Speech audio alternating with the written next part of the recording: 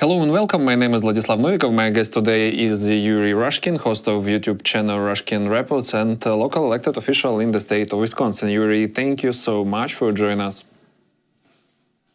Thank you for having me. I'm just excited to be visiting with you today from capital of, I don't know, the world, New York City, where I don't live, but I'm visiting because I was asked to throw a ceremonial first pitch at a baseball game.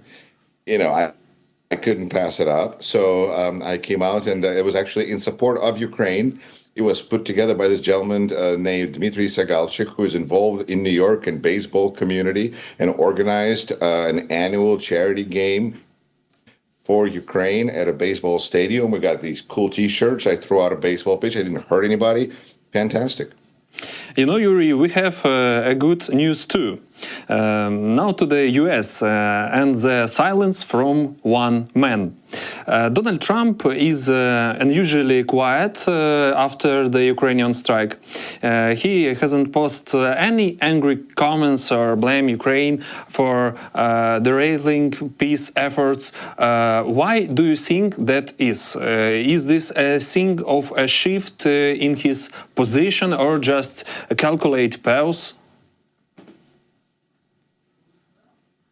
It's a very interesting thing you would say that he would be quiet because, well, first of all, Donald Trump isn't known for being quiet. That is not a feature, quality, anything that's associated with him. On the other hand, here in New York, I get up in the morning, I go to get a cup of coffee, and I walk into a corner bodega, like a coffee place where they can make you breakfast on a bagel. And there's yelling on TV in Pakistani language about the attack. About the Ukrainian attack on Russia and how this is going to affect the relationship and what's happening now between India and Pakistan. Because this is the noise that attack generated worldwide. We saw something similar when the ship Moscow went down and Ukraine managed to, send to the bottom of the sea a very important Russian battleship, which signaled that Russian might isn't all it is cracked up to be. So that's an important moment right there because clearly we're at that stage again. And for Donald Trump, who said more than once that Ukraine has no cards to play, this seems like Ukraine just got a new deck. And it has lots of cards. In fact, it's kind of nice to see all the memes out there about this attack showing Zelensky in like suits made of playing cards and how he's just made of cards now. Because this sends a very important message right as Ukraine and Russia are supposed to have their next negotiation session, because Russia doesn't negotiate, Russia waits for capitulation. And I think never has expectations of Ukrainian capitulation looked more ridiculous than they do after the successful attack conducted expertly within Russia by Ukraine and showing how, again, highlighting the weakness and ineptness of Russia. How can this country be looked at as a serious player when they can't secure their airfields in Siberia?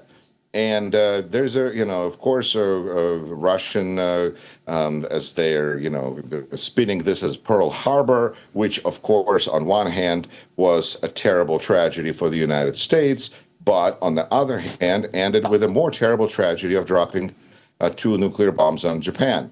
And Russia, when they say Pearl Harbor, they are, of course, are opening the door for, well, if we have to use nuclear weapons, United States did it, Pearl Harbor, you get it. So I think that there is this attempt to try to use this really successful military operation as an attempt to motivate Russians. And I think it's really important to understand how much this attack motivates Ukrainians and people all over the world. Because when we discuss we try to be sensible and say, well, maybe it's 34% of Russian strategic bombers that were destroyed, maybe less, maybe they were damaged, who knows. Let's not get overexcited. I think it's the wrong way to go about it.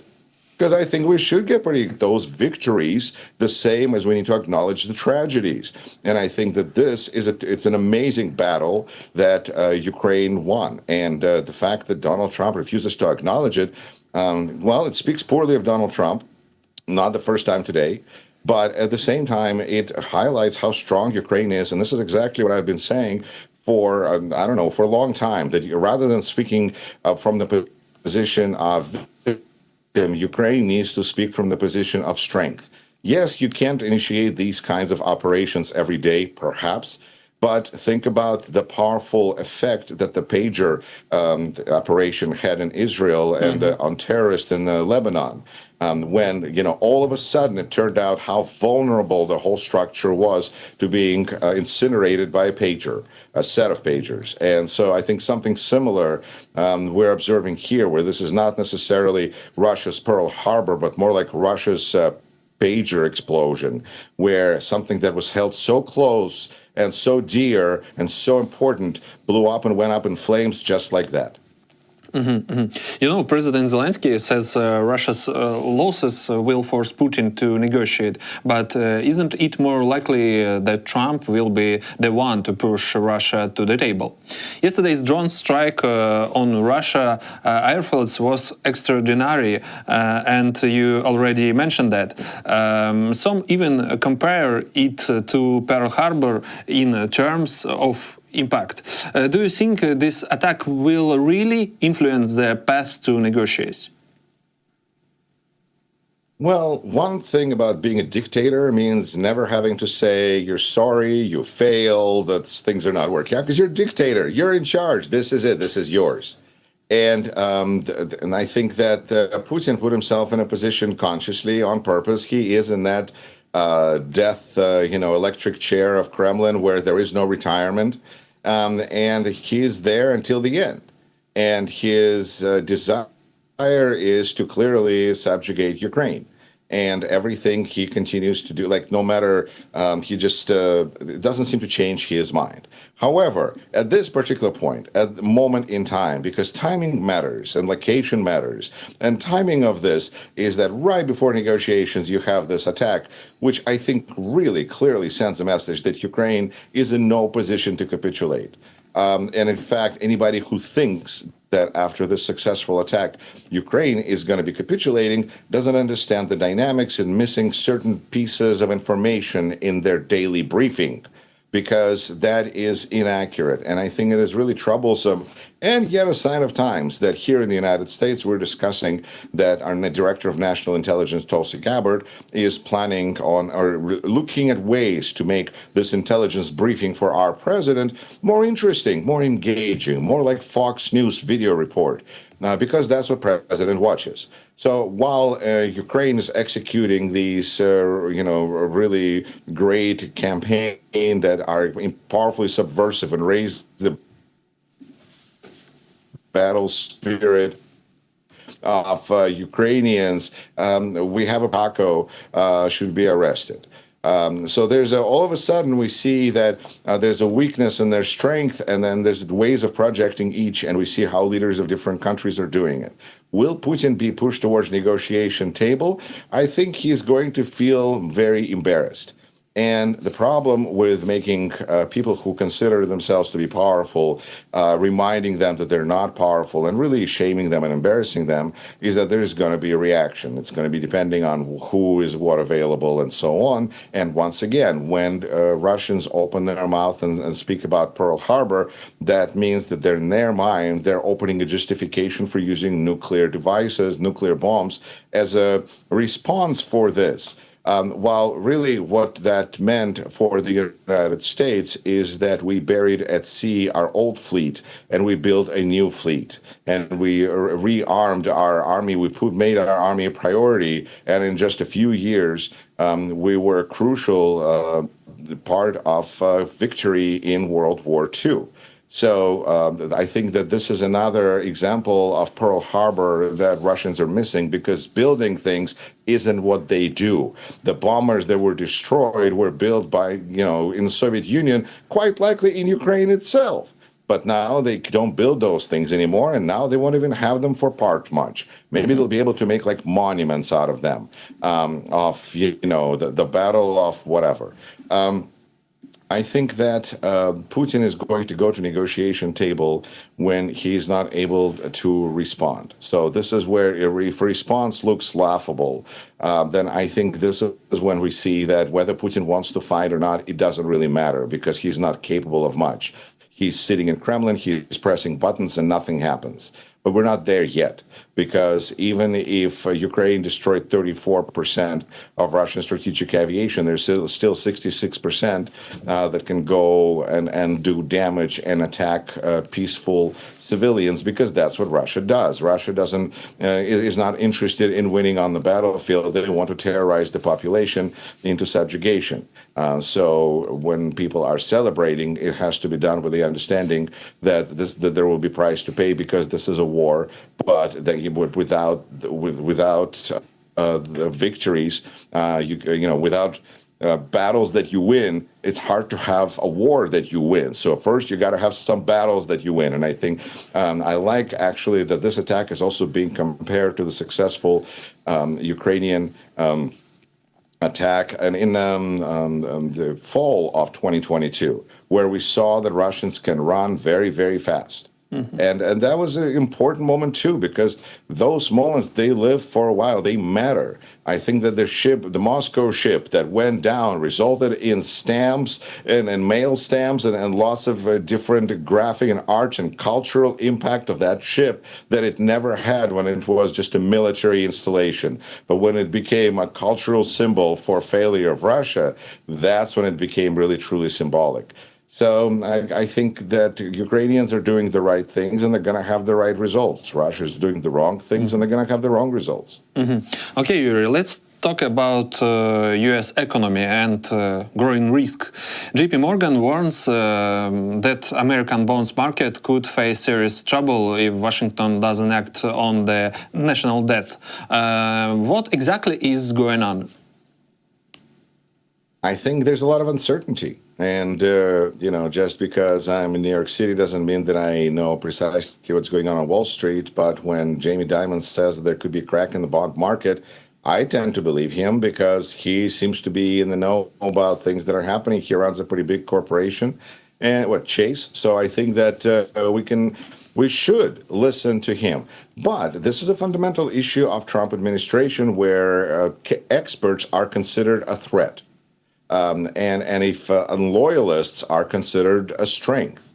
So the less you know, the more you're willing to admit that 2 + 2 = whatever president said today, the more likely you are to succeed in this administration. And whenever people have their own opinions and their expert opinions, they're going to have problems with this administration. Now, when it comes to the economy, we seem to be doing okay so far. But, for those that are curious, it's early June 2025. It's beginning of June of 2025. It would be interesting to see, and I'm no less interested than our viewers, to see how this video is going to age. How is it going to look in a month or 2 or 3? Because right now, it seems like things are okay. The dollar stores that sell cheap things made in China continue to be there. But we hear that there's really a slowdown in ships and all those things. It also highlights to what extent I think President Trump's trade war has been a magnificent failure, one big, beautiful failure, because he's managed to get a rare earth negotiation done with Ukraine. That's pretty much his biggest victory that Ukraine gave him. And the United Kingdom agreed to a deal that nobody can really even figure out what's in it, because it doesn't seem to be much of a deal other than it's a frame for a picture. Picture is yet to be drawn. Okay, that's a big victory. And everybody else, China seems to be stalling. The European Union seems to be stalling. Trump seems to be putting in tariffs and taking them off, putting them back, taking them off. It's not serious policy. And for a while, we're going to have a situation where people are just kind of be like, oh, this is the new swings. Today it's like this, tomorrow it's like this. Today it's like this, tomorrow. President gets up, president go to bed. President gets up, he is angry, he goes to bed, he wants to make peace. Whatever, and it's not a sustainable way to run an economy.